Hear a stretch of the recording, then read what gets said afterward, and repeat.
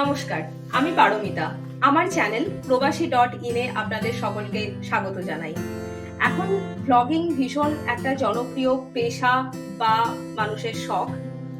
তো এখন আপনারা যদি ফেসবুক বা ইউটিউবে সার্চ করেন, আপনারা বিভিন্ন রকম দেশের নানা রকম ভিডিও আপনারা দেখতেই পাবেন। তাও আমার মনে হলো যে আমার চোখ দিয়ে আমি যে যে জায়গায় ঘুরি, যে যে জায়গায় থাকি, সেই সমস্ত জায়গার বা দেশের নানা রকম ভিডিও, নানা রকম লাইফস্টাইল, গ্রসারি, খাওয়া দাওয়া, সমস্ত কিছু ভিডিও আপনাদের সামনে তুলে ধরতে। আশা করি আপনাদের সকলের ভালো লাগবে এবং আপনারা পাশে থাকবেন, আমাকে উৎসাহ দেবেন। আপনাদের বিশেষ কিছু জানার থাকলে, বলার থাকলে অবশ্যই কমেন্টে জানাবেন। তো চলুন আমরা আজ শুরু করি আমাদের এই চ্যানেলের প্রথম ব্লগ। আজ এখানে রবিবার আর এখন বাজছে প্রায় বিকেল 4টে। তো যেহেতু হাতে একটু সময় আছে, ভাবলাম কেননা বেরিয়ে পড়ি। আমরা তো ভেবে ঠিক করলাম আমরা যাব ইনো রিভার স্টেট পার্কে, যেটা আমাদের বাড়ির থেকে আধা ঘন্টা দূর। আর এই প্রসঙ্গে বলে রাখি, আমি নিজে এখন ইউএসএ তে আছি, ইউএসএ নর্থ ক্যারোলাইনা। তো আমরা আপাতত এখানেরই ভিডিও করব। আশা করি আপনাদের ভালো লাগবে। আর চলুন আমার চোখ দিয়ে আপনারাও ঘুরে আসবেন ইনো রিভার স্টেট পার্কে। তো আমরা বেরিয়ে পড়েছি ইনো রিভার স্টেট পার্কের উদ্দেশ্যে। ওখানে যাবার আগে আমরা একটা জায়গায় যাব, সেখান থেকে খাবার কিনে নিয়ে যাব। ওখানে গিয়ে আমাদের পিকনিক টাইপের করার ইচ্ছা আছে। আর দেখুন বাইরে আজকে ওয়েদারও খুব সুন্দর। আর এখানে অলরেডি সন্ধে হতে হতে প্রায় 8টা। তো আমাদের কাছে এখন অনেক সময় আছে সারাদিন ঘোরাঘুরি করার। আমরা এলাম এখানের একটা কফি শপে। প্রথমে তো প্ল্যান ছিল খাবার নিয়ে চলে যাওয়া ইনো রিভারে, কিন্তু সাংঘাতিক টেম্পারেচার, তো প্ল্যান চেঞ্জ। ভাবলাম এখানেই আমরা একটু খেয়ে নিই ঠান্ডার মধ্যে বসে, তারপর আমরা যাবো ইনো রিভারে। তো আমরা নিয়েছি ক্যাপুচিনো, আইসড ক্যাপুচিনো, আর তার সাথে আছে আমাদের একটা ব্রেকফাস্ট। এরকম একটা ফ্রাইড হয় না বলে আমার এটাই পছন্দ, তো আমরা এটা নিয়েছি। এই যে এখন আমরা চলে এসেছি আমাদের ডেস্টিনেশন ইনো রিভার স্টেট পার্কে। দেখুন এখনো কিন্তু গাছে সেরকম ভাবে পাতা আসেনি। আসলে এই তো সবে শীতকাল গেল, শীতকালে এখানে সমস্ত গাছের পাতাই ঝরে গেছিল। সবে সবে শুরু হয়েছে নতুন পাতা বেরোনোর। কি সুন্দর ছোট ছোট সবুজ পাতা দেখতে পাচ্ছেন, দেখছেন?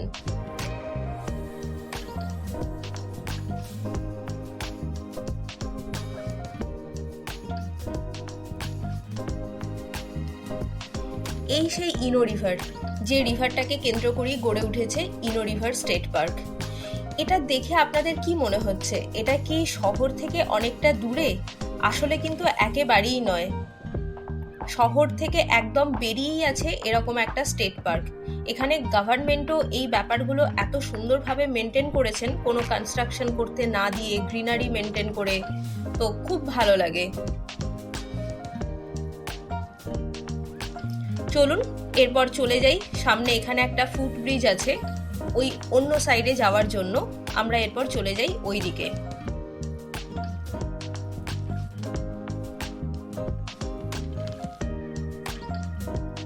এই হচ্ছে সেই ব্রিজটা। এই ব্রিজে না নিচে কোনো সাপোর্ট ছিল না। তো আমি যখন ব্রিজে উঠলাম আমি একেবারেই বুঝতে পারিনি, ব্রিজটা এত নড়ছিল, আমার মনে হচ্ছিল আমি নিচে হয়তো পড়েই যাব। তবে বেশ মজা পেলাম। আমি কিন্তু বেশ 2-3 বার আমি এদিক থেকে ওদিক গেলাম এই ব্রিজে। এই গাছগুলো এখানে এই সময়ে খুব দেখতে পাচ্ছি নর্থ ক্যারোলাইনাতে। কি সুন্দর দেখতে লাগছে না? যদিও এগুলো চেরি ব্লসম ঠিক নয়, তবে বেশ সুন্দর লাগছে দেখতে। এখানে দুটো কুকুরকে দেখুন, ওরাও কি সুন্দর এনজয় করছে না? আর এখানে অধিকাংশ মানুষের কাছেই দেখেছি ওনারা নানা রকম পেট রাখতে পছন্দ করেন।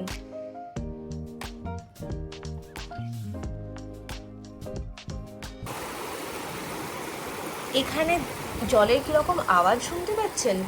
আমরা তো প্রথমে দেখে ভেবেছিলাম খুব ছোট, কিন্তু দেখছি অনেক দূর থেকেই আওয়াজটা পাওয়া যাচ্ছিল। ভালোই আওয়াজ আসছে কিন্তু এখানে জলের স্রোতও বেশ ভালো। আর এখন বাজছে প্রায় বিকেল 5:30। তারপরও দেখলাম অনেক মানুষই এখানে এসে জলে নেমে বসে আছেন, নিজেদের মতো সময় কাটাচ্ছেন।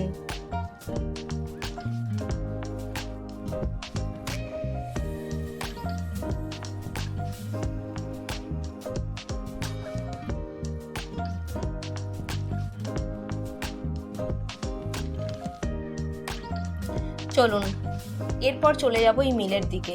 এই মিলটার নাম ওয়েস্ট পয়েন্ট মিল। আগেকার দিনে এখানে গম, আটা এই সমস্ত কিছু বানানো হতো।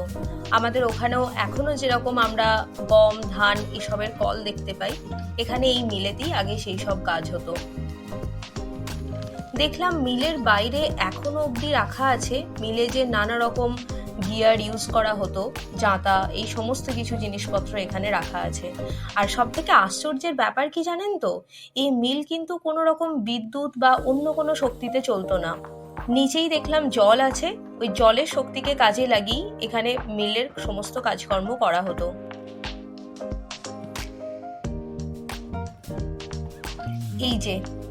এই সেই জাঁতা, যে জাঁতার কথা বলছিলাম। আমি তো প্রথমে দেখে ভাবলাম এত বড় এটা কি জন্য রাখা আছে, তারপরে বুঝলাম আচ্ছা এটা আমাদের ওখানে আমরা যে জাঁতা ইউজ করা হয় এটা একেবারেই সেই জাঁতা। আর এই মিলে দেখলাম শনি রবিবার একটা ট্যুরের ব্যবস্থা আছে। কেউ যদি ভিতরে ঢুকে কিভাবে আগে কাজকর্ম হতো দেখতে চায়, সমস্ত জিনিসপত্র এখানে দেখলাম রিজার্ভ করে রাখা আছে, সেগুলোর একটা ট্যুর করানো হয়। আমাদের কপাল খারাপ, কারণ আমরা যদিও এসেছি রবিবার, কিন্তু সেই টাইম আমরা পেরিয়ে এসেছি।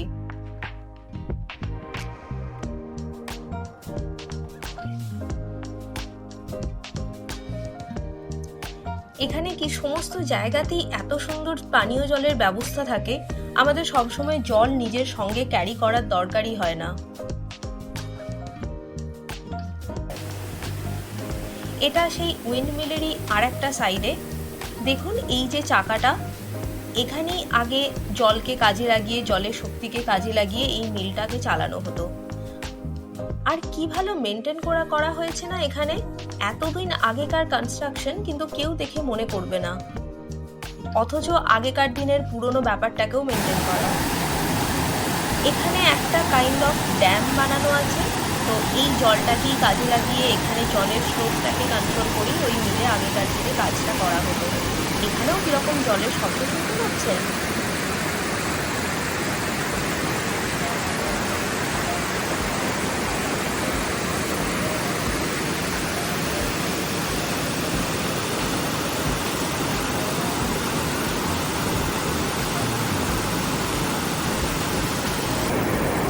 এই যে এখানেই সেই বাঁধটা দেওয়া হয়েছে।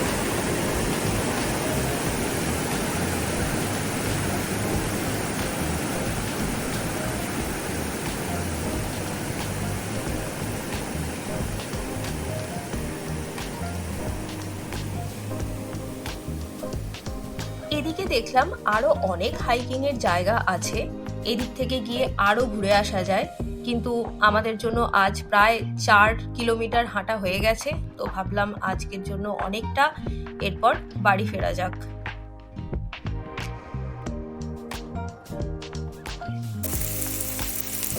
বাড়িতে এসে ঠিক করলাম আজ বানাবো ডিমের আফগানি কারি। তো তার জন্য প্রথমে পেঁয়াজ, আদা, রসুন, লঙ্কা ফ্রাই করে নিচ্ছি, এরপর এটা মিক্সার গ্রাইন্ডারে দিয়ে পেস্ট বানাবো। এটার সাথে আমি দিলাম কিছুটা ধনে পাতা, সাথে কিছুটা পুদিনা পাতা,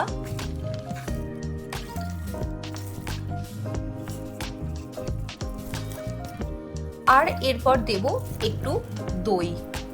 এই দইটা দেখুন এত চাপ, কোনো জলের পরিমাণ ভীষণ কম থাকে, এটাকে গ্রিক ইয়োগার্ট বলা হয়। তো রান্না বা যে কোনো ম্যারিনেশনের কাজে এই দইটা বেশ কাজে লাগে। তাছাড়া দইটা খাওয়াও কিন্তু ভীষণ হেলদি।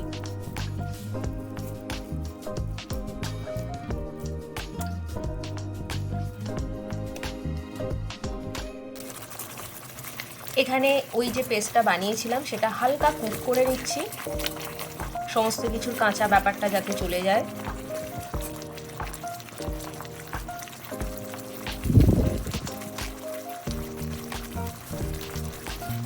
ডিমটা অলরেডি ফ্রাই করে রেখেছিলাম হালকা রসুন আর কাসুরি মেথি দিয়ে। এই যে রাতের রান্না আফগানি ডিমের কারি, আর তার সাথে হয়েছে একটা বিনস আর আলুর ফ্রাই নন বেঙ্গলি স্টাইলে। তার সাথে ছিল এই একটা ফ্রুট, এটা দেখতে কিছুটা আতার মতো, আর দেখলাম খেতেও কিছুটা আতার মতো, তবে বীজের পরিমাণ ভীষণ কম আর ভীষণ মিষ্টি ছিল এটা। তো যাই হোক, আজকের মতো এই ভিডিওটা এই পর্যন্তই। আবার আপনাদের সাথে দেখা হবে পরের একটা ভিডিওতে, পরের একটা ভ্লগে। আশা করি আপনাদের ভালো লেগেছে। আপনারা প্লিজ আমার পাশে থাকবেন, আমার চ্যানেলটা সাবস্ক্রাইব করবেন, ভিডিওটা প্লিজ লাইক করতে ভুলবেন না, আর আপনাদের পরিচিত মানুষদের সাথে শেয়ার করে দেবেন। সবাই ভালো থাকবেন।